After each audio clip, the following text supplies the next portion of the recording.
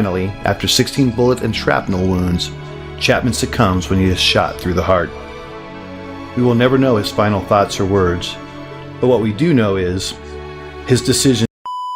Hi guys! Welcome back again to my YouTube channel. So today we're going to be diving into today's reaction, so stick around to the end. Don't forget to like, subscribe and comment on this YouTube channel. Do well to join our membership platform to support the channel and also get behind the scene and other privileges. See you on the video. Let's go. Chapman, a U.S. Air Force combat controller, and the SEALs are attempting to rescue their lost teammate. Lost? You'll watch Chapman's heroic actions as he saves the lives of his entire SEAL team and then another 18 members of a quick reaction force, earning America's highest award, the Medal of Honor. Wow. Chapman and the SEALs exfil their MH-47 helicopter. John is the second individual to exit and immediately moves in the direction of the summit. He can be seen moving off to the right of the screen, alone. The team is taking heavy fire from every direction, as indicated by the arrows, as Chapman begins engaging targets. You can see spent cartridges ejecting from his M4. Chapman then begins closing with the enemy, forcing his way upslope in knee and thigh-deep snow. Wow. He is constantly under fire as he does this. His teammates are going Chapman's team leader begins to close on Chapman, following his trail through the snow. The dark mass above Chapman is a fortified bunker containing 2 enemy fighters, each armed with AK-47s, who are firing down on the team in the darkness. This bunker will come to be known as Bunker Number 1. To the left of the tree and Bunker 1 is another gray mass. First of all, I want to understand, did they just drop them in a hot zone? I thought this was going to be like kind of like a secret mission, because it seems like they just landed and they started taking heavy fire. Yeah. Was this what caused that? Because I want to understand, is it bad intelligence or what? Like, or did they know that they were dropping them in a hot zone?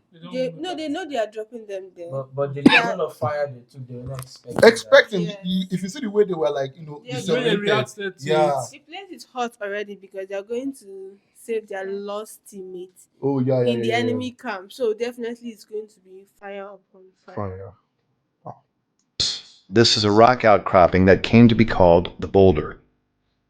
Between Bunker 1 and this boulder can be seen the body of slain SEAL Neil Roberts, the man Chapman and the others are attempting to recover. Oh.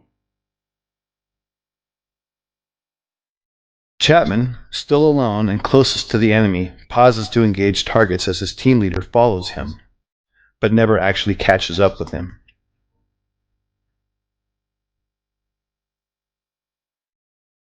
Chapman, on his own, now makes the decision to charge directly into the enemy bunker, despite withering point-blank fire.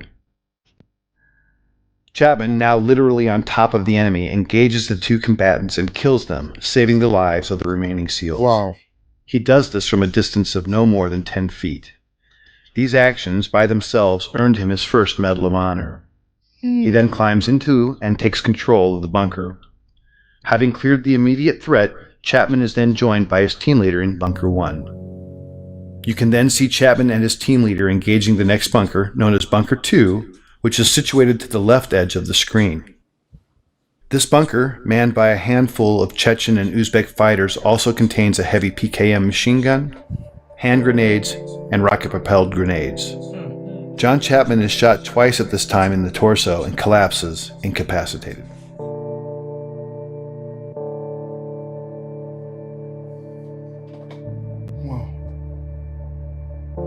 You are now looking at a new angle, and at the left of the screen can be seen the 2-man fire team and team leader on top of the boulder. These are bullets. Just below it is Bunker 1 off with the mortally wounded Chapman. One SEAL can be seen firing his modified M60 machine gun from the hip into Bunker 2 on the right side of the screen until he is struck by grenade shrapnel and tumbles 10 feet off the top of the boulder, collapsing at the feet of his team leader, thus setting off a chain of events that would lead to the SEALs abandoning Chapman on the summit. The wounded SEAL and the team leader can be seen conferring about his injuries. Moments later, the SEALs decide to retreat from the summit because their position is untenable in the face of continued massive enemy firepower. They can be seen moving toward the right side of the screen and passing the body of Neil Roberts. Unfortunately, the SEALs do not pass John Chapman, who is above them and inside Bunker 1.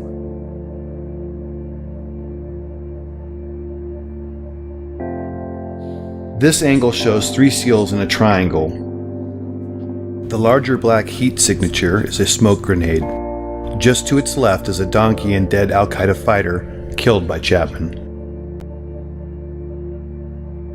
The steepness of the mountain can be seen as the SEALs begin to slide down the near sheer face.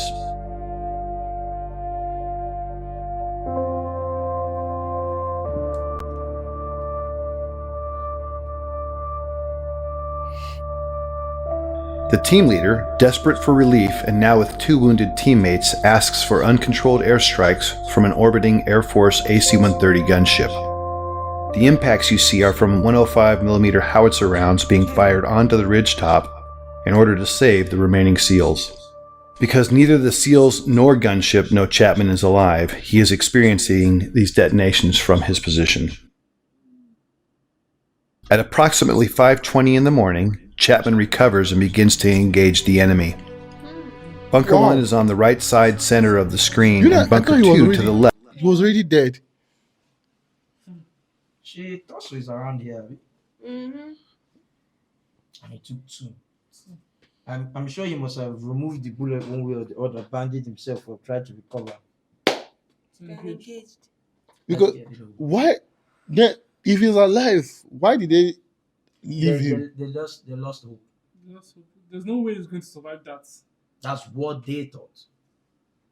And yet he woke up, and the first thing they started doing, engage the enemy. You wake up. Oh, no. You have to fight for your life. Left near the screen center. It will never be known what caused his incapacitation and recovery. Of the 2 rounds that originally wounded him, at least 1 was mortal, and at this time he is experiencing severe blood loss and shock. Despite that, he begins his one-man stand against 24 enemy combatants. During this time, Chapman initiates a series of radio calls, many of which are heard by a fellow combat controller and teammate of his and Delta Force operators on a nearby summit. Despite this combat controller's replies, Chapman never acknowledges whether because of damage to his equipment or himself will never be known. This new angle and footage shows Chapman at the top, identified by the green dot under the tree at Bunker 1. The lower center of the screen shows the first enemy fighter who is about to charge Chapman in the hopes of killing the American. The timestamp at the bottom shows it is now 6:05 in the morning and fully light. He's been fighting alone now for 40+ minutes and has received more gunshot and shrapnel wounds as a result of the fierce combat. This scene shows the second of several enemy charges. In this stunning display of determination and courage, Chapman can be seen fighting hand-to-hand with the fighter. In the larger screen display can be seen additional enemy moving on to the summit. But right now, John Chapman is fighting for his life. 6 minutes later, in this new shot, Chapman can hear another helicopter approaching the summit. He is in the bottom center of the screen underneath the tree and can be seen in the magnified inset box as he begins his desperate final stand to save the lives of the 18 men on the helicopter. The red dots are enemy fighters. John begins engaging the enemy in multiple directions and is rapidly approaching the last of his ammunition. The helicopter contains a quick reaction force comprised of Rangers, pararescuemen, and another combat controller. It is now 6:13 and the helicopter is short final. The enemy is desperately trying to displace Chapman so they can put heavy weapons or rocket-propelled grenades in Bunker 1 while simultaneously engaging the helicopter. With the choice to save his life or the lives of his unknown comrades, Chapman makes the decision to climb out of the bunker and begin firing in multiple directions as can be seen in the inset. Suffering from as many as a dozen wounds, Chapman is in fact already in the process of dying. As he fights, the helicopter is struck by a rocket propelled. Sorry. That's a very small time out here right now.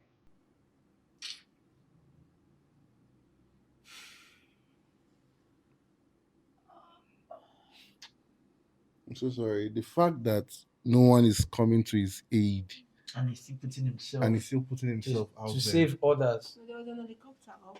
He's trying to protect He's them trying to protect them. because they can shoot down as many as 18 inside the same helicopter.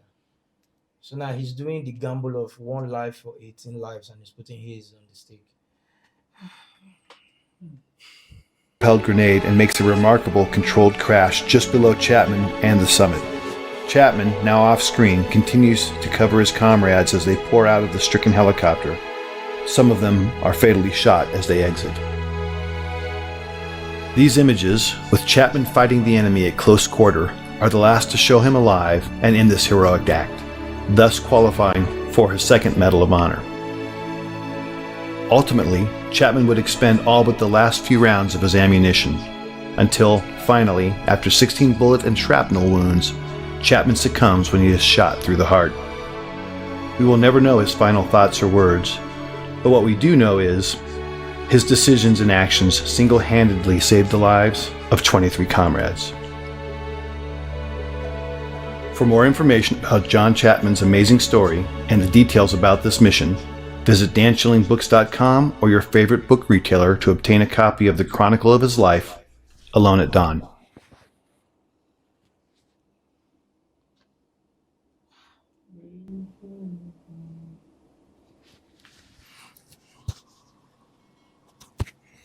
I really thought I have seen the bravery of the military close-handed in certain situations, but this takes the words out of it. Because here you are with 16 bullets, several sharpness to your body, your chest. At that point, you've already lost more than the blood in your body. You've lost consciousness. You are out of bullets. I think the only reason why they were able to even get to him was because He was out of ammo. it was, yeah. He was shooting on point blank range. John was, I don't even know the word to describe him. He was practically immortal. Yeah, because the only thing that took him down was the The shot to bullet the in his heart. He was. I felt like he was just put there to make sure, his teammates get home. That was his mission. You know, the beautiful part of this whole thing was he did the one thing 99% of we humans can do, which is forgive. When his teammates abandoned him, he still stood for others, which most people will not Will do. not do. He had the opportunity of crawling out that night and escaping under the snow. But he stayed there knowing that they will still have recruitment that will pass just to protect them. Me, I won't be able to do it though. Honestly. Really, he literally laid down his life for He, the rest of the he teammates. embodied the selflessness that should be in the military. And I think I'm going to get a hold of that, his book. I just Alone hope at Dawn.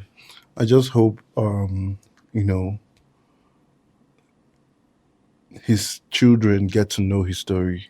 I don't know if he's married. I'm just, thinking out loud here. And I hope his story is never forgotten. We salute you for your sacrifice. We appreciate you for that. There is no greater sacrifice. And we appreciate your effort. If you've been watching to this part, thank you for being here. Don't forget to like, subscribe, and comment on this YouTube channel. We'll see you on our next update. For now, remember blessed and